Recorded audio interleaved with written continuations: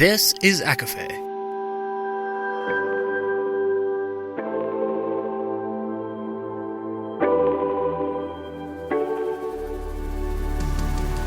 Laura Marie and Jessica Marie proudly present A Court of Fandoms and Exploration, a podcast. Fair warning, everything the hosts say is explicit, full of spoilers and adult content and shall not be used against them. They have opinions. Let's try not to drag anyone for expressing themselves and just have fun for an hour. We all deserve it. This episode contains spoilers from Long Live Evil by Sarah Reese Brennan, as well as Shadowhunters. There are also mentions of The Princess Bride, Chronicles of Narnia, and A Knight's Tale. For full list, please see show notes. There are also conversations surrounding cancer. Hi, everybody, and welcome to A Court of Fandoms and Exploration, your weekly deep dive into the fantasy, literature, and fandoms that we love. I'm Laura Marie. And I'm Jessica Marie. And today we are discussing Long Live Evil by Sarah Reese Brennan. And this isn't our first foray into work by Sarah Reese Brennan. Not 2 seconds before we started, Laura and I connected, found out that she wrote one of the chapters with Cassie Clare in Ghost of the Shadow Market, the pivotal chapter with Matthew Fairchild that sets it up for all of the sadness that we learn for so long. Had no idea. And I know we probably mentioned it. And we did that book through the audio experience, which was also narrated by Jonathan Bailey. I was just oh, this sadness and sad things just go hand in hand with Sarah Reese, apparently. Apparently. So I am quoting from shadowhunters.fandom.com/wiki/Sarah_Reese_Brennan. Just so that we're all clear.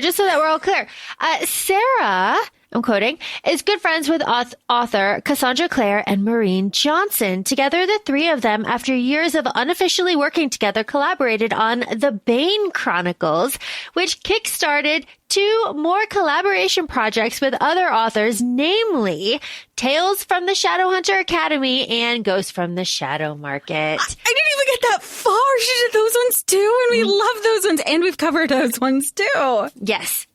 She's done those. We have covered those. All of the pain, all of the heartache. She has been involved in all of that from the beginning. So it is then, I think, unsurprising that we have covered her first adult novel. Yeah, I don't even think, at least from my side, it wasn't intentional. I remember you had saw it. We were let's cover this one. We were thinking we're going to cover it a weekend that was coming up. Little did we know, wasn't even out yet. You were kind of perusing it, and you're this is completely up our alley.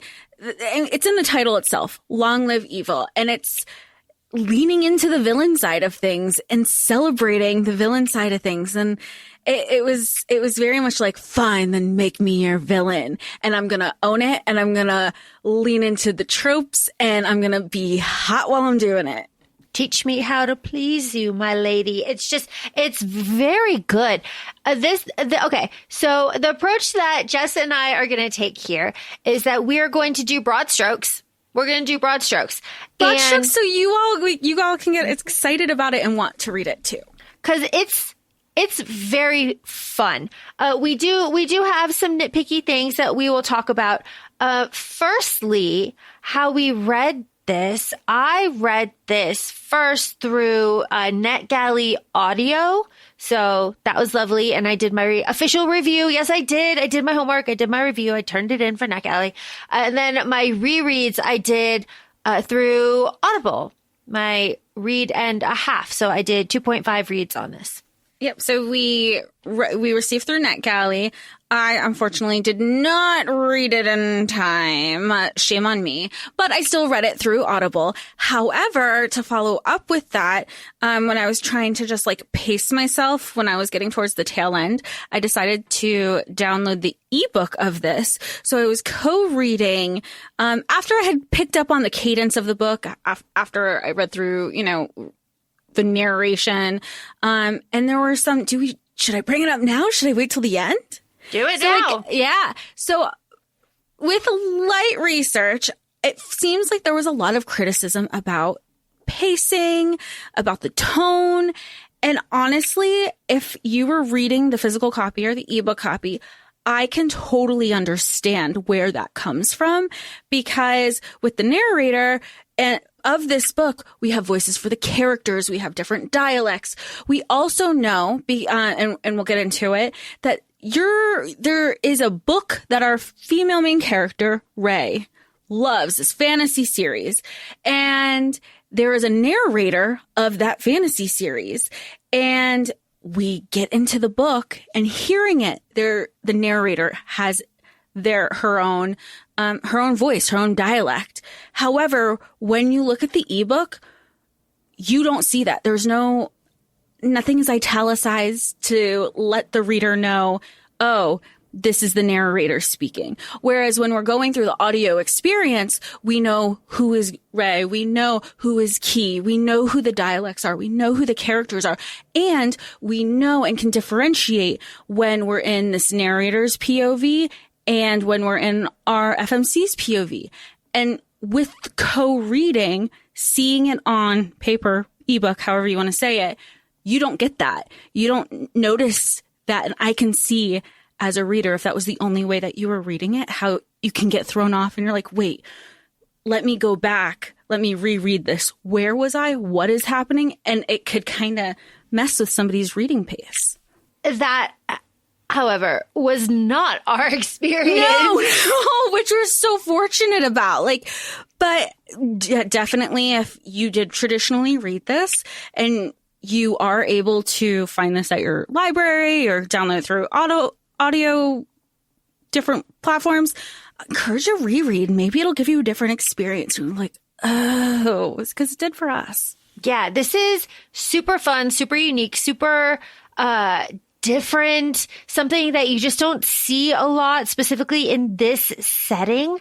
We're going to do broad strokes, but I think it's really important to kind of talk about what kind of story this is. Jess, do you want to talk about trigger warnings here? Yeah. I mean, again, we started our reading for this through audio, and some books have gotten better about doing the audio version of trigger warnings and content warnings. To our recollection, not just in the NetGalley version, but the Audible version, post-release, neither came with trigger warnings. We knew from the synopsis that, our character, our FMC, Ray, she's dying, but it isn't until we get into into the book that we find out that she's diagnosed with stage 4, she's cancer, big C, which can be very triggering for a lot of people. Maybe that's on us that we didn't actively go to another source to find those triggers. But again, if you're thinking about look, audio is the only way that you're able to read, that's not fair for the audio reader. Yeah, for sure. For sure. Especially because, me personally, I think there is no surprise on this. I've talked about before. My dad died very suddenly of cancer. So I went into this blind. So to have this dying bedside kind of wish, this unspoken thing that just everybody thinks about and no one really talks about, especially in this hospital, chemo cancer ward. It's very difficult. It's very hard. So to have the book start there, I personally was like, do I continue this? Do I see where this is going? Because I don't want to read this. I don't want to kind of relive and put my own experience on top of Ray's experience, because that's not fair. How do I separate that? And though it was quickly resolved into this fantasy world, which, if we're talking criticisms, here's mine, because I did the audio. I don't have the pacing criticism. My criticism is that we have the framework, or I guess the bookend, but we don't really bookend it.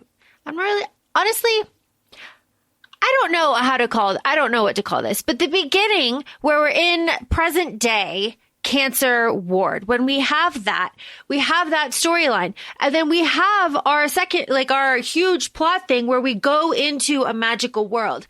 And then we have us, the reader, have to learn that magical world through a character that already has like a C+ knowledge of this like magical world. So she's already, our main character that we're with already has like a basic working knowledge of this world. And we are just bombarded with information, like details, plots, people, titles.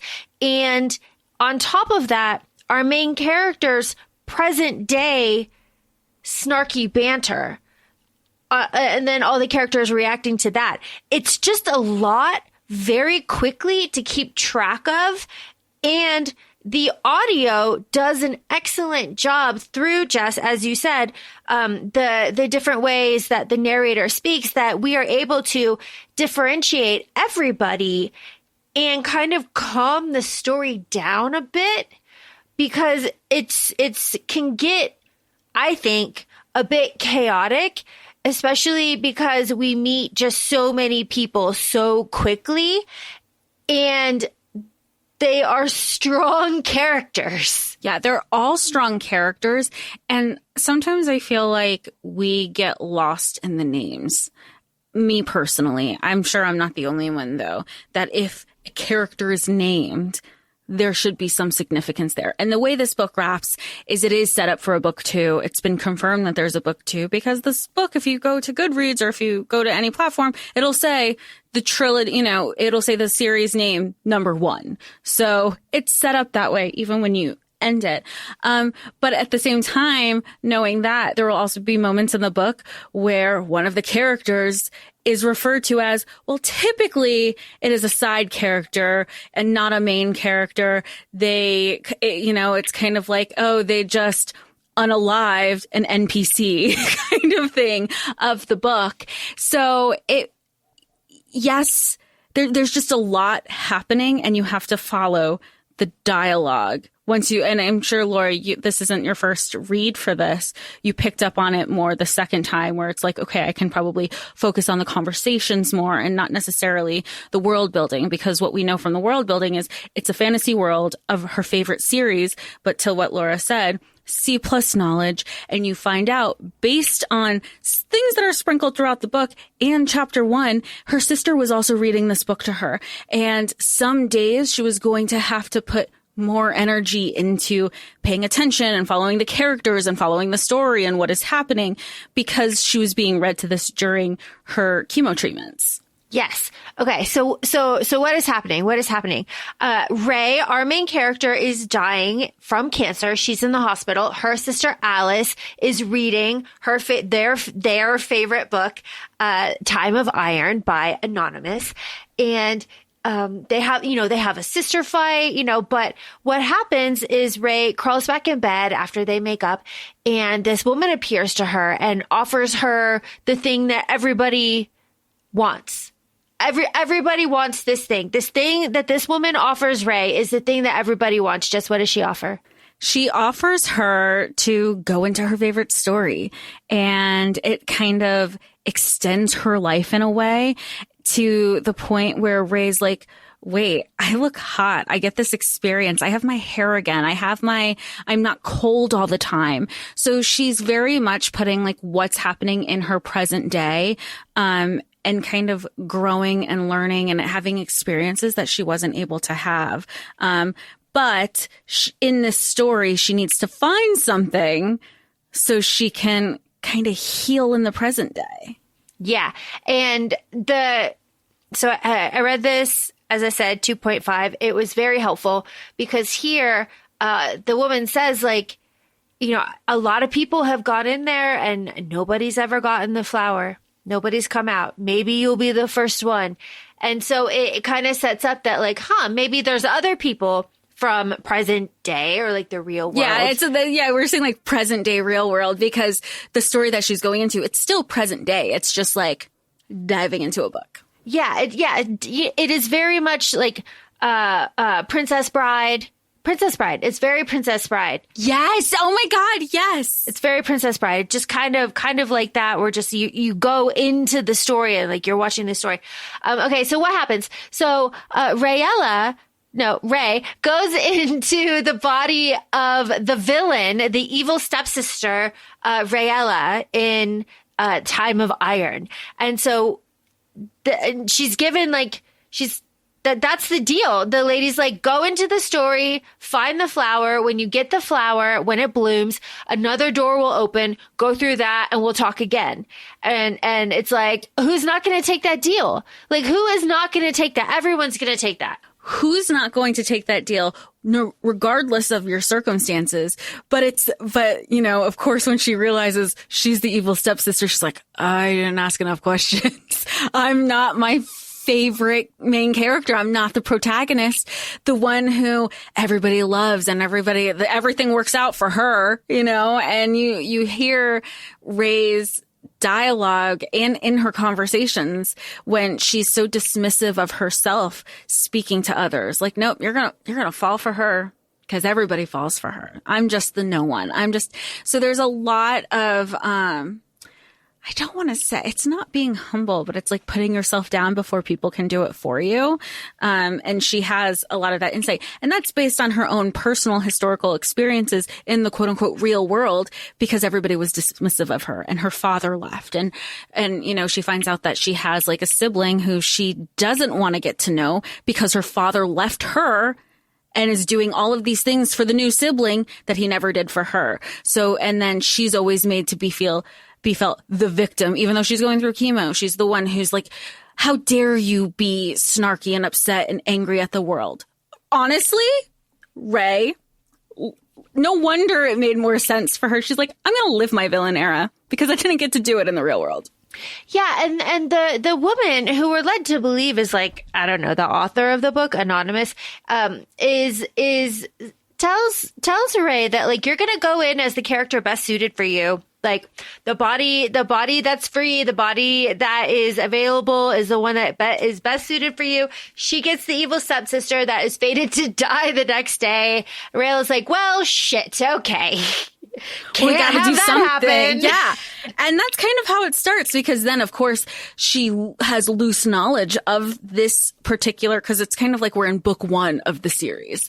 And she has Who remembers book one? Who remembers book one, right? And she's like, well, I know this happens, but it's not till later in the series. And, she has this loose reference. She's like, okay, well, I got to do something. And I know. So, of course, because she has the loose knowledge, and when they're going to execute her, she's calling things left and right. Now she's the evil stepsister who's a prophet. So she has like witchly abilities and everybody's onto her. Like, but how did you know? And it's a fun, I feel like I'm going to say that the whole time. It's so fun.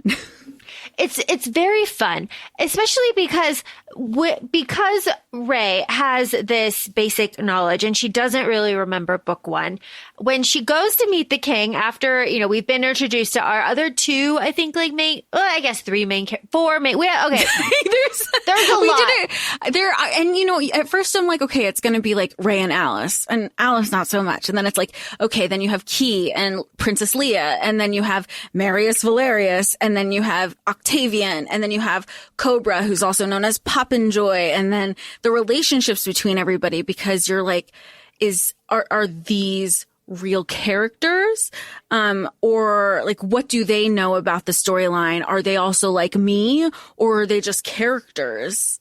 And that, I think, is a very fun kind of twist to it, because it's like, because Ray has that conversation with Key a few times. She's like, are you like me? He's like, I don't know. She's like, well, none of these people are real. He's like, none of these people are real. She's like, oh, you're just a serial killer. Damn it. Yeah. Oh, that was so fun. She's like, what's a book? She's like, are you from the book?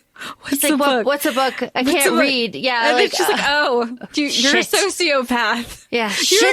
You're not trying to protect me at all.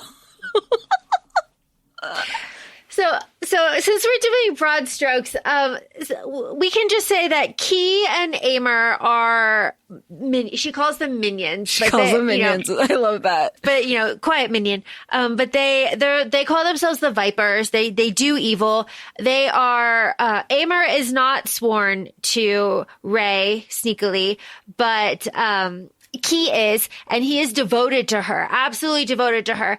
He does everything for her. He's sworn to her, he falls for her and then is betrayed by her. Yeah. I mean, but that's the thing, that they all are leaning into that their villain, their villain title, characteristics. And I say that in air quotes because she says time and time again, oh, he's already proven to me that he can lie to me. Even when he's swearing himself to her, she goes, I know what everybody's capable of, not only because I read the book, but they've also shown me what they're capable of. So I guess I don't want to say we're enemies, but we're allies until it no longer serves a purpose. And she has the same thing with Cobra too. And Cobra has this with, Marius. Yeah. Because Marius gets thrown off like, wait, I'm only as useful to you until she comes along, we were best friends. Now all of a sudden y'all are hooking up. And that's because we find out that Cobra is like Ray. So now they're both have been given this assignment from the person who kind of said like, hey, look for the flower. And Cobra's like, I can't get out of here, but let's kind of work towards this flower together. Who's to say? Yeah, who's to say? And it must be a relief for Eric, the Golden Cobra, Lord Poppenjoy, to finally have somebody that he can talk to about like the real world, and, what's going on out there and what things are like. And, he has built himself a piano. He has written Romeo and Juliet overthrow the government. He's having so much fun. He was like, you know what? My character before me coming into this world, it just felt he was a side character. He was kind of like dismissed. And I wanted to be something because I couldn't be something out there.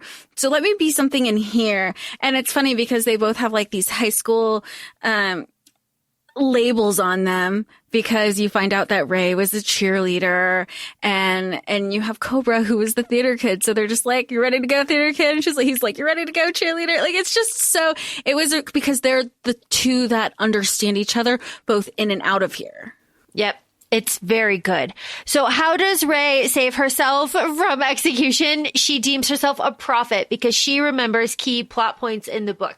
So she has Key take her to the emperor and she goes, hey, because he's not the emperor yet. He's just the king. And this is key information. I see what you did there. Octavian is not the emperor. He's just the king. So in comes Ray. She's like, don't kill me. You can't kill me if I'm a prophet. Let me predict the future in front of your eyes. Emissaries from the Ice Kingdom are going to come. They're going to, big proclamation. Princess Vasilisa is going to come and you are going to go into the abyss and you're going to rise up and become powerful. You are the emperor and you're going to fall in love with Leah. And the king is like, yo, okay, that's cool shit. I'll keep you alive. Because he's also like, me? Emperor? Sure. Because even when they have like their one-on-ones, he gets like that too. He's like, you're just saying that you really believe in me? And it's just like, I like even Ray. She's like, boys are so dumb. They'll believe literally anything. I'm here trying to I'm telling him this with my corset and my boobs out. They will literally leave anything. But all while telling, because there's a lot of one-on-one action, or conversations, I should say. And Key is always lurking in the background. He has shadows. He's like, but you were told not to follow. He goes, I swore myself to you. I got you. I got you.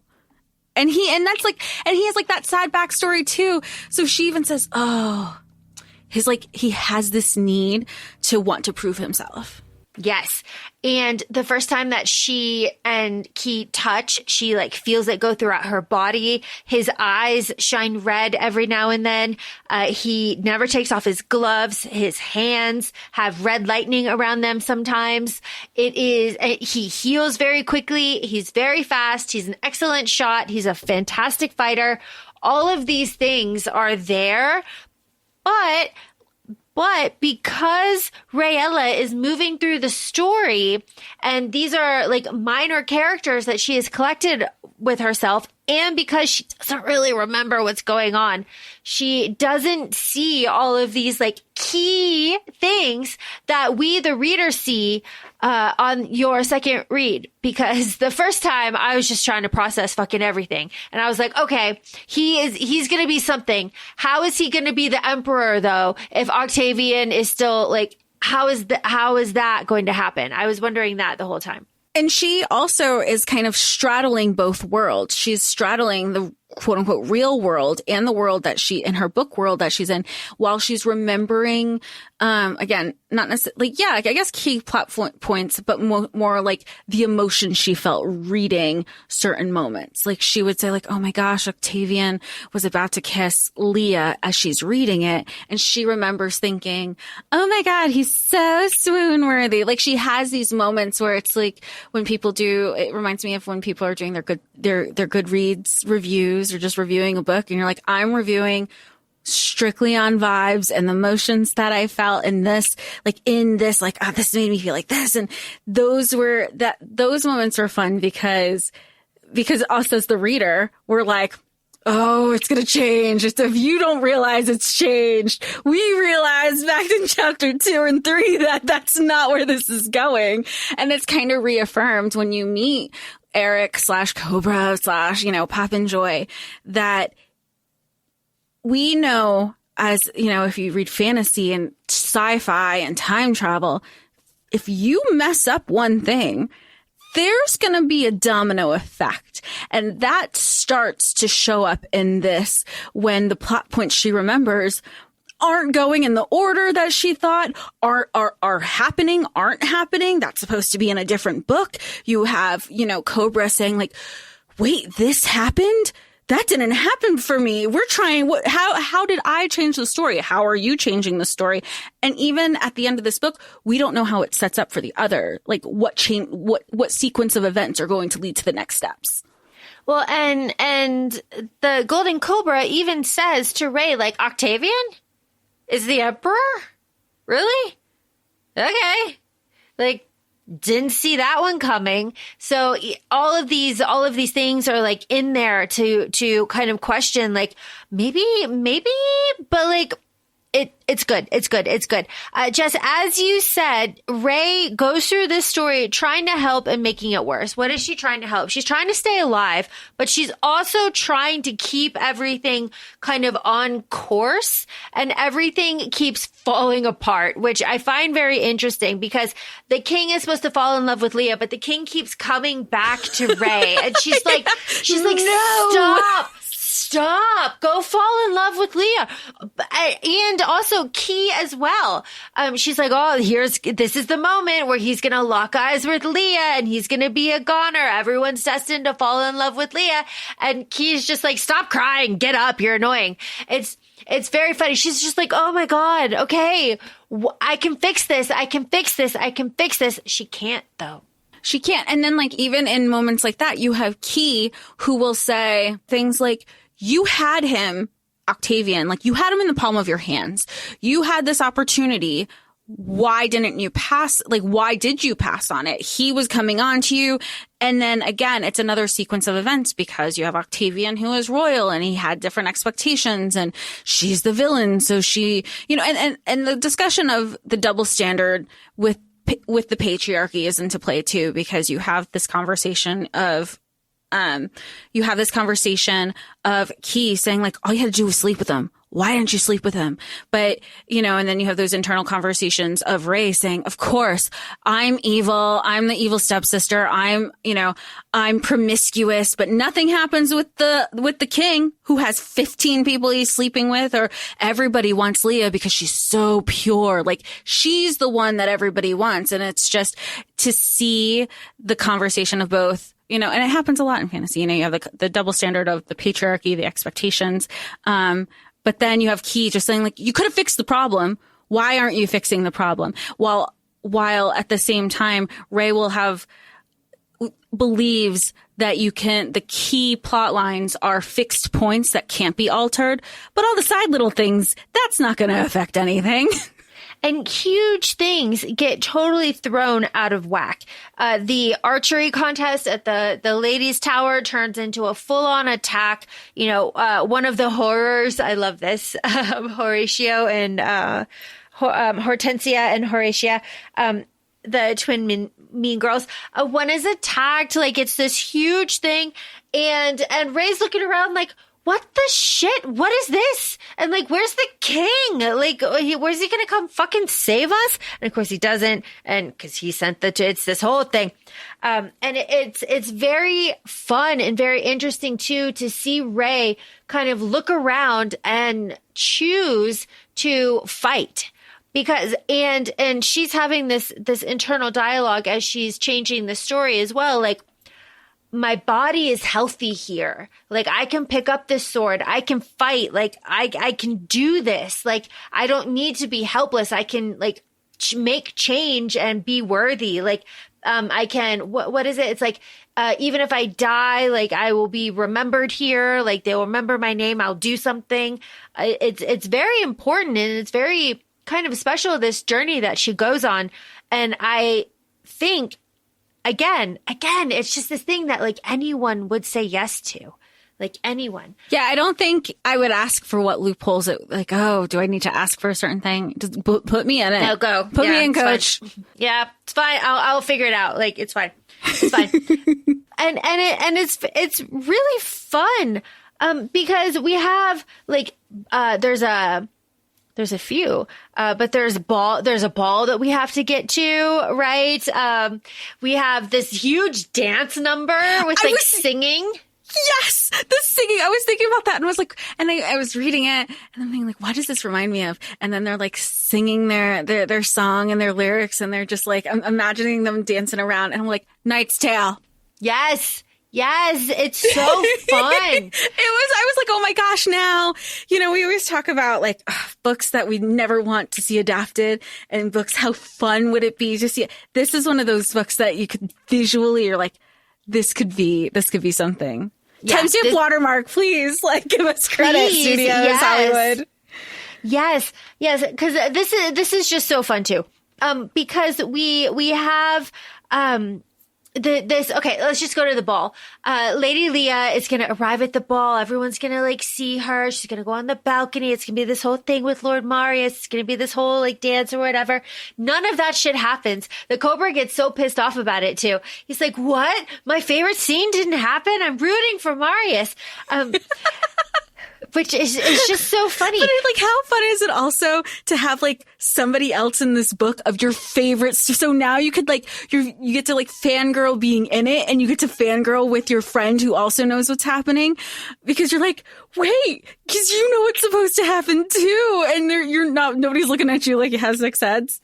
It's so much fun. And I can only imagine that being in it just would be 10 times more fun, but also so stressful. Like, oh my gosh. So here, I love though when Rayella kind of pulls Leah onto their team of vipers, and she kind of like reads her to filth. She's like, oh yeah, you were in the kitchen, so you knew exactly which fireplace you were talking into. You're the one that cut up the dress because you didn't want to go to the ball. It just so happened that Marius sent you a new one. All of this stuff. It's really, really fun. But our villains, the Cobra, Key, Rayella, and Aimer, her maid, who turned into an axe murderer. Love that. Love that little detail. So fun. Have devised a plot to steal the keys from the king and go make a copy from the blacksmith. And those keys will unlock the greenhouse so that Rayella can get the flower of life and death when it blooms, because she's on a timeline. There's like 9 days or something. She doesn't have like a long time to do this. So they do that. And then they do that huge, fantastic, glorious, distracting dance number, which is amazing and should be seen on screen. And then the Cobra steals the keys and he fucks off in the tunnels. And we basically lose him and Marius for a while they go frolicking throughout the city and have like little bromances about, are you going to kill me? Rayella said you're going to kill me. Please kill me now. It's very fun. Well, you could tell because first you have Cobra using Marius's name and Marius is like, don't talk to me and don't use my name like you know me, like we're friends. So then you have Cobra, who's every moment after that for so long, he's like, my lord. And then you have Marius getting upset about that. Don't call me my lord like we don't know each other. Like we were friends. It's very sweet. It's very sweet. Meanwhile, though, Leah at the party has been left on the balcony because her romantic moment with Marius didn't happen. And assassins come to try to kill her. And Rhea steps in and saves them. And then Key steps in and saves all of them. And then the king whips the shit out of Key. Absolutely whips the shit out of Key. This is our like major, huge red flag because Key is like fine in a couple days after this whipping that should have killed him. And everyone's like, well, I guess like, you know, Ray is like, it's a fantasy book. They heal, right? Yeah, I feel like Ray's kind of I go back to the moment at the end. I won't necessarily call it, but in the beginning of the book, in the first 5 chapters, like the pattern says, when somebody has a name of a noun and it's just one singular name, that signifies their kind of like descriptor in the book, in the story, in the series. And Key is spelled capital Key. But you know, that's kind of our flag as the reader to think, oh, he's the key to something. But with that definition of a singular name, hand in hand. Yes. Oh, it's good. It's good. Because Key at this point is very devoted to Ray. He's sleeping outside of her door. You know, he listens to everything that she says. You know, she doesn't want the king to ever touch her. She is teaching him how to read. If I read, I can serve you better. Like, you know, tell me all of this stuff. Amer is also teaching him how to read. And so he's like learning the basics and then going to Rayella and be like, you're such a good teacher. Like he's a real one. I gotta say, he's a real one. And it is through him that everybody is saved. The king recognizes who he is. And it is then that he ends up getting like healed, I guess, kind of, sort of. He hangs out in Rayella's room. But they get moved. They get moved into like dungeon rooms. There's not, obviously this is book 1. It's not a lot of travel. It's just like moving places in the city and like in the palace, I guess. Because now they're in the dungeon because Rayella is not the king's favorite anymore. It's not Vasilissa either. It's Leah. Leah who said, I can't see. And Rayella goes, damn it, you just need glasses. Good shit. But it just goes back to the dialogue that you had mentioned where you have real world dialogue integrated into this fantasy series. And I know that there are fantasy series where we've had some criticism, and we've probably mentioned it on one of our episodes. I know exactly which series it was, where things would live rent free in someone's head. But I feel like in that context, this would align here. Yeah, no, this works, and it doesn't take me out of it. No. It fits with it. It fits with the flow. It helps solidify that the Cobra is like just a boy from New York. Like we really get that. And it is then revealed to us that his name is Eric Mitchell during this frolic through the city where Marius chases the Cobra as the Cobra is desperately trying to get these keys fucking copied. He's trying so hard. Marius will not let up. Cobra in New York. Yeah, for real. Oh my gosh. It's very fun. It's very fun. So all of that to say that Marius ends up figuring out some of the plot and throws, one set of keys into the river, takes the other set of keys into the king and says, it's got to be something with the greenhouse. It's got to be something with the flower. I don't know. Something's going on. So the king kind of understands that Rayella is working her like a secondary plot. So that's fine. But he doesn't admit that it's the cobra. Marius is like, I'm not giving up my friend. You can't fucking make me either. Shut the fuck up. And I love that. So I think it's important that we should state that Marius Filarius, really great name. I think it was great. Great name. Is friends with Octavian the king, and they are childhood friends. So when Marius goes to the king and he's like, yo, this is this plot, the king is like a little boy that needs constant reassurance. And he's like, do you think the prophecy's real? Am I going to be a good king? And Marius is like, of course you're a good king. I never believe the rumors that you're fucking all these girls up in the tower. And the king is like, oh, but sure. Damn. All right. Damn. Sure. All right.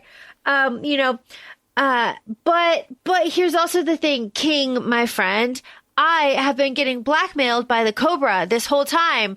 And the king is like, cause you like to sleep with older women. Is it older women? You like the older women? And Marius is like, I need to get out of here. Like, what the fuck? Like, I can't, with all of y'all. Fair. But you know what? It's like all of them are acting that way. Like, except I feel like Octavian is consistently his character that we know, but it's everybody else that Ray has kind of pulled into her cohort that are having these character arcs and journeys, Leah included, because even by the end of this book, there's so many people in their villain era. People are getting betrayed, and it's even brought to Leah, like, Ray has betrayed you. And Leah says, but she's my family, and this is the family I finally got. And she has created something for me to fight for myself, which I never had the opportunity to do otherwise. Yes. And just kind of adding on to this plot here. Marius is going to fuck off to the mountains to the oracle to get answers. He needs answers for his king. And he goes off and he does that. And he finds out Eric's backstory and comes back and pledges himself to Eric. And then they ride off back to his house with all the refugees. It's very sweet. That's their whole story arc. It's adorable. But Rayella, I just love this. Rayella walks into the king's chambers, right? She's like, yo, wake up. The gods have talked to me. And she drops huge plot. She's like, all right, king, wake up. This is the prophecy. Leah is your true love, not me. You have to go into the ravine, right? You're going to have your armor, your broken sword's going to be remade. You have to name it Longing for Revenge, right? 16 raiders are coming. Like, come on, let's go. Like, do you want to talk about this some more? And the king is like, what? And she goes on. She goes, the gods have told me you have to infuse your sword with bones. It will make you invincible against the ice raiders, and the ice raiders are going to invade twice. So you have to put guards on the river. And the whole time, Rayella's like, I have 9 days until this flower blooms. Like, God damn it. Well, I like that she's also like putting down these it's the plot points that she remembers. So she's like, okay, if I say these plot points, maybe this will allow some like grounding for our time right now. Like, if I say it out loud, these won't get messed up. This is exactly what's going to happen. At which point, Octavian says at one of these points, I thought you said this wasn't going to happen. I thought you said this was going to happen. And she had to think on her feet again, saying, oh, well, the future can be determined. If there's a certain course of action that doesn't happen, that could negate that. So I'm still a prophet. Still listen to me. But like, shit happens. And what happens here, I find really interesting, because the king is like, you're telling me all this stuff, Leah. You're telling me I'm going to be emperor. This is sexy stuff. And he's like, hey. And Rayella is like, whoa. And she runs away from the king and his advances here. She like just turns around and bolts. She bolts. And Key's like, She's like, he's like, why didn't you go? Why didn't you go with the king? We were right there. You could have just murdered him or something. Like, why didn't you do this? But they end up kissing. Key and Rayella end up kissing here. And Key's like kind of angry at her, you know, like, come on. Like, he's going to be the emperor. Like, come on. But then, like, they've also, like, kissed a couple times, and Ray will be like, okay, he's established he likes kissing me, but just as friends. And then he asks, like, I thought this part was funny with, like, his birthday, and she's like, oh, you know what I want. And so she goes to make out with him, and he goes, actually, I wanted money. I want money. Relatable. Like, actually, I want money. But he's like, but that'll, like, work too. And she's like, you did this on purpose. I think it's also interesting to point out right here, too, that this is where Rayella tells Key, like, exactly what she wants, right? Because she's like, yeah, I do love the emperor. I love who he's gonna be, right? He will do amazing things for Leah. He'll do awful things. Like, he's not gonna choose me. He chooses Leah. You know, I just don't. But then she's like, you know, I don't want him to touch me again, but I want, like, power. You know, power is making people believe your story. And Key goes, I will rewrite the story for you. You are my necessary evil. And it's like, he's just really devoted, I guess. I don't know. I feel like reading that, you're like, yeah. I mean, I was like, let's go. Yes. Let's Absolutely. go. Because I know usually it's like, at first you're like, okay, I know we usually fall for like somebody who's in a position of power, especially like historically in the conversations that we had. But reading this, I was like, well, at least in the beginning, I was like, I don't know. Key has something going on. Yeah, I'm glad I stayed true though. So we're moving very quickly. As we said, broad strokes. We're at the Queen's trials. We're in the Cobra's box. We're introduced to Lord Fabulanus. We love him. We love him. Fabulanus, we love him. He ends up running off with Vasilissa. Fantastic. These are just like trials. These are the ladies are represented by the men in their family. The men fight monsters, and then that gets them rankings to become queen.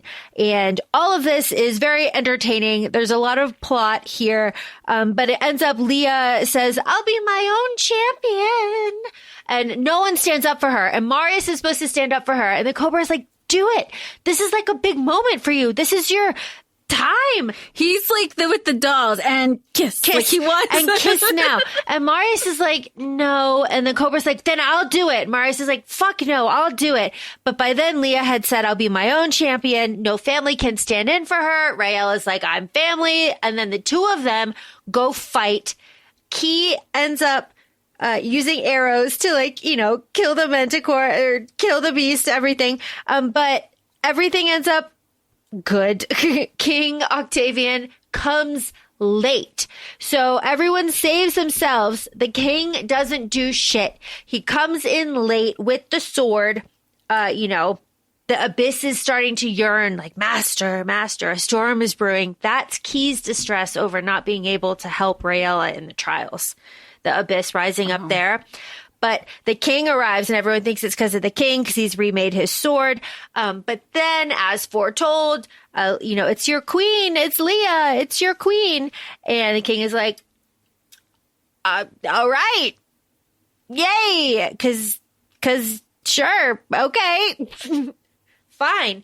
But it's here where Aemir really catches on that, like, Rayella, who the absolute shit are you? Who are you actually? Yeah.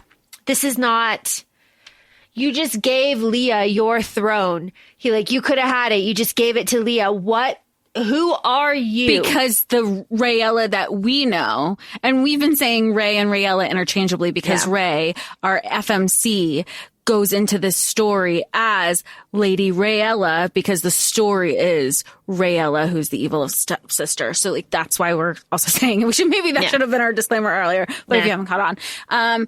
But because Rayella's character never would have done that. Not at all. Not at all. And especially because Leah comes to Raella's room after this trial thing and is like, yo, okay, yes, allies, let's be evil together, which is so much fun because in what other story is like the main character, our heroine, goes to the villains is like, yes, pull me in. The only thing that I can think of off the top of my head is like Ocean's. I was just going to say Ocean's 8. Yeah. With Anne Hathaway. Yeah. That's the only other thing that I can think of. A spoiler for that, I guess. But yeah, she's like, no, bring me in. I want this. Like, let's work together. Like, let's use these men to our advantage. Because shit's going down. Very fun. Very excellent. Everybody's wearing sunglasses. So fun. So fun. Let's see. There's a second ball. That's where Fabulanus runs away with Vasilisa. It's very fun.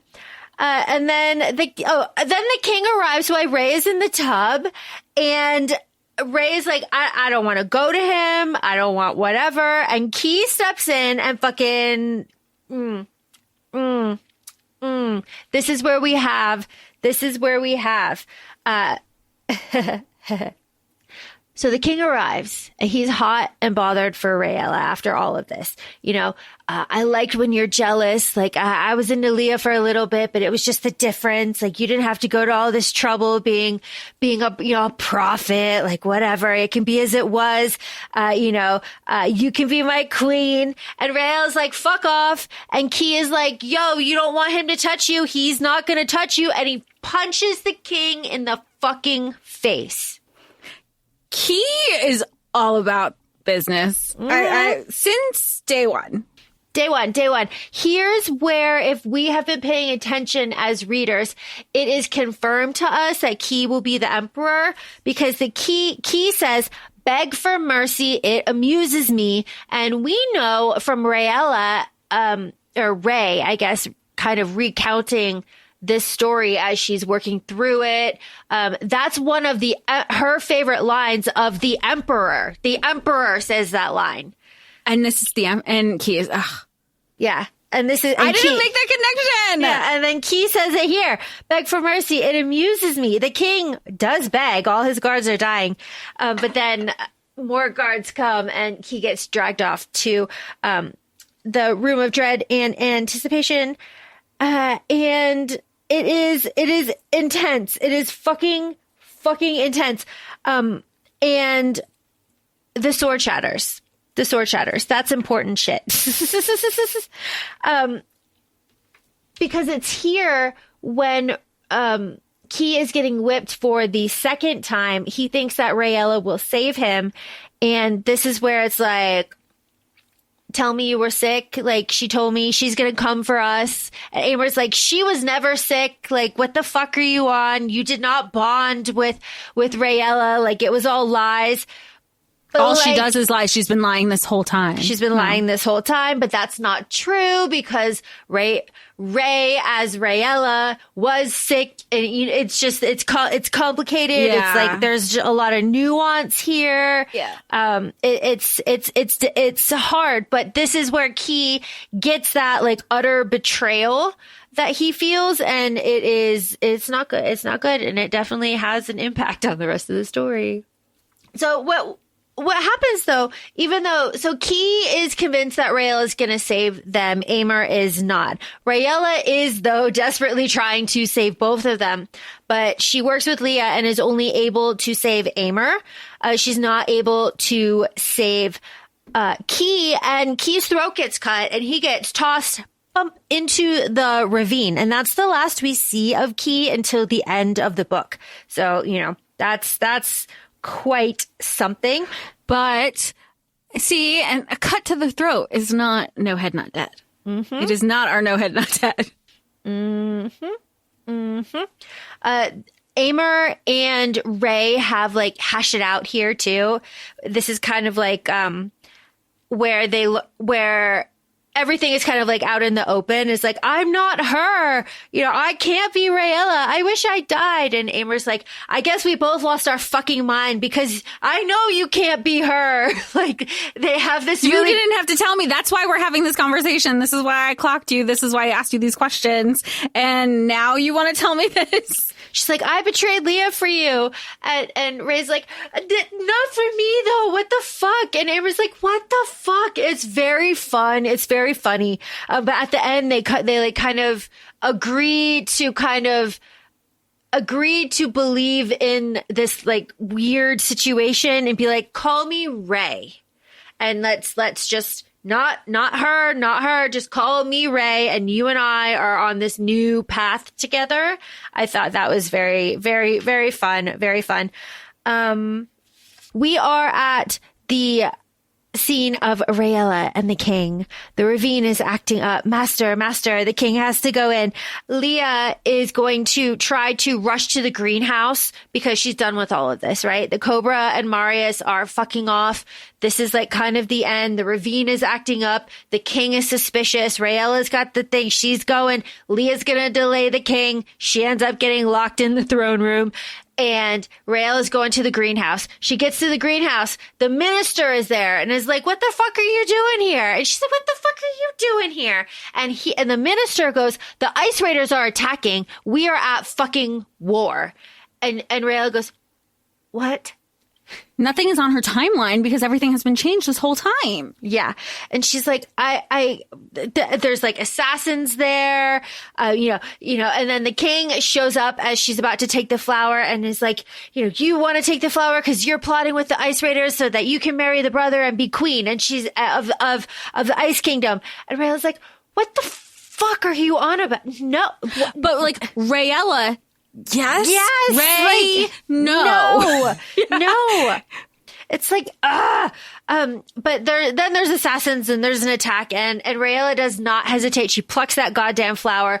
The door opens. She opens it a little bit. She kind of hears her sister, but she cannot leave these people that she has formed this relationship with. So she stuffs that flower into her tits and off she goes for the rest of the story, which we are almost done with. But because Rayella at this point ends up pushing the king into the ravine. She's like, I can't wait for this fucking story to like do anymore. Go into the ravine, your majesty, and figure this shit out, which she does in front of all of those people. I'm just thinking about like this book is left on a cliffhanger and it's like, but she doesn't pop out of the book, or so we think. So you're just like, did she rewrite, like being in the book, she rewrote the book, but is it going to translate if she pops out? Chronicles of Narnia too. For real. I was just thinking, I was like, that's another example. But it's just to show like the different references that we're remembering and that we kind of bring up. It's few and far between. It's not something that you do see often. No, not at all. We are eating the rich, which I find very funny because that is something that Rayella told to Key in the very beginning of the book. Very offhanded comment she made about, so the ghouls are coming and they are attacking all of the nobles. They're like, why are they attacking all of the nobles? They said, they're eating the rich. We know that Key is controlling them, but nobody else knows that yet. So Ray is running to get Leah and free her from the throne room. And she ends up running into a bunch of women that are staying and fighting because we fucking love that. We love it. Leah and Amer end up, getting out of the throne room. They try to flee together, but they end up like coming back. They're like, no, we have to turn back. We have to save Ray who stayed. And then we have our full circle moment. I love that the last chapter is called the first and last chapter because they link up to an exact point until they diverge. It's lovely. It's lovely. Yeah. But that's where it ends because the Emperor, this is where it leads off, where it's just like, it kind of like goes black. Yes. And it's so good. It's so good. Okay. So the Emperor is coming out of the ravine. Like Rael is there. He's walking in. It's the first and last chapter. It's very good. But he's in his full regalia, right? He's got the headpiece, but he's carrying the earring. He's got the earring. The red stone that she gave to him at the beginning. Yep. He goes, you lied and betrayed. He gives the jewel that the Emperor was supposed to give to Leah, he gives that to Rayella. Be my queen. Evil wins today. My lady. He only says that when he's angry because it's Key holding the head of Octavian, who he killed down in the ravine, because Key has been emperor this whole time. It's been the whole time. That's how the book ends. Ray's basically sitting there like, well, shit. Because he's mad. He just made me his queen, but he's pissed off. So how's this gonna go exactly? And it's happening at the same time where Leah is telling Aemir to go back. Like, we need to go back. She fought for me. Yes, she lied. We're all kind of lying over here. We're all kind of scheming. But she did that for me. She gave that up for me. Yep. And Ray has given Hortensia the flower for safekeeping, just in case something had happened to her, because Ray had chosen to stay and make sure everyone was all right. And that's where we end on this cliffhanger. So fun. It's so fun. It was so different. Once you get into it, excellent. Yeah, it's just it's very cool. That's why I'm like, it doesn't stop. Yes, there's a lot of conversation, but we've also been exposed to, sometimes it's like the conversation's the best part, not necessarily the in between. My question for you, and I feel like it makes sense. It's like a multi-part question. It's you. This is the situation. What book would you want to be pulled into? Who's the heroine you'd like to be? Because remember, Ray thought she was going into her favorite book as Leah. She thought she was going to be the heroine, the female main character of the story. And then who's the villain that you would go as, and what would you want to change as the villain? I'll say villain in loose quotes because it's what the reader perceives, who the reader perceives as the villain. These are good questions. I think I'd want to go and be Queen of the Fae in Shadowhunters. Oh, as your villain? Yeah.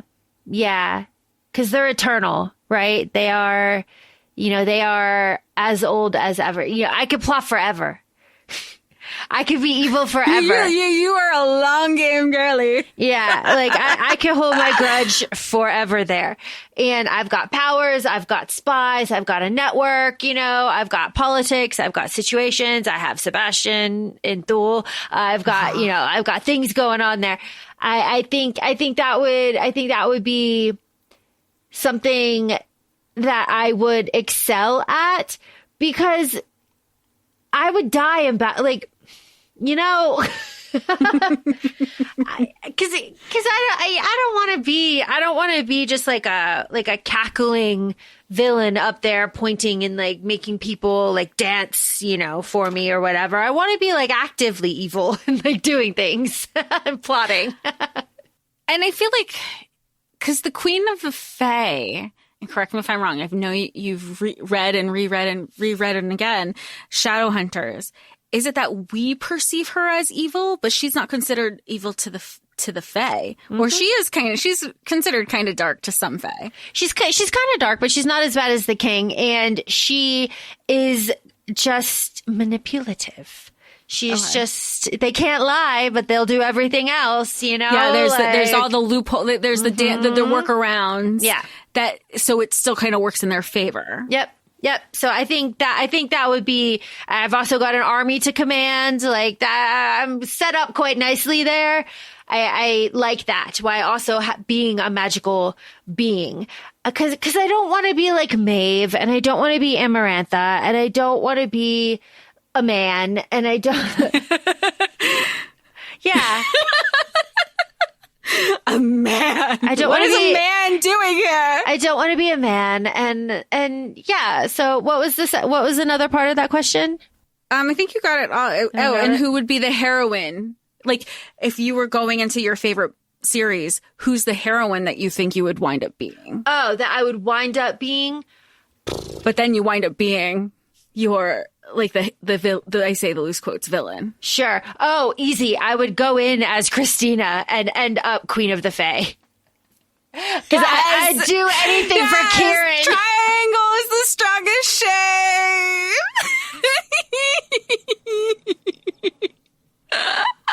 There you go. There you go. And that's how I'd be Queen of the Fae, because I'd be with Kieran and Mark. And that's Christina, Queen of the Fae. Is that what you would change? Yeah. You would change. You're like, it's because that's the part in Shadowhunters where we know that triangle is the strongest shape, but it kind of ends where they're like, we want this to happen, but we can't. But you would go in and change. Oh, it fucking can. Oh, yeah, it's like, you don't want Mark on this throne? Mark can sit on my lap on my throne. Let's go. That's it. That's my answer. That's perfect. Somebody write the fanfic or send us the link to the fanfic. That was fun. That was a fun thought exercise. I have been thinking about that since I was listening to the book in the car. I think at one of the points this weekend, you've noted how crazy it had been. And I was like, I have to write that. I do not want to forget this question because it's a multi-layered question, but it can be so fun, especially on the spot. I didn't want you to have to I have weeks to think about it. No, that was fun. That was really fun. Oh, what's your answer? I feel mine is so basic. And it's going to just be quicker because I had the question for you. So I think the book would be Crescent City. The heroine would obviously be Bryce. And then the villain is Danica. I would love to be Danica and change the story. So she's the villain to so many people, but to rewrite it and to find out the whys and the hows and the layers that were there, to have that full circle moment, I think that would be so fun because she's changing the story inside. So the changing would be outside to the readers who are reading her and see this other layer that she never gets to defend for herself. That's lovely. I think you and I are the only Danica sympathizers out there. Danica Fender. If all her supporters are dead, then so are we. Pretty much. Because it's just us. Yeah, we have to die. But that being said, feel free to follow us on Instagram. We're at ACOFAE Podcast. We're also both on TikTok, ACOFAE Laura and ACOFAE Jessica. Can't wait to talk to y'all and hear from you soon. Bye. Bye.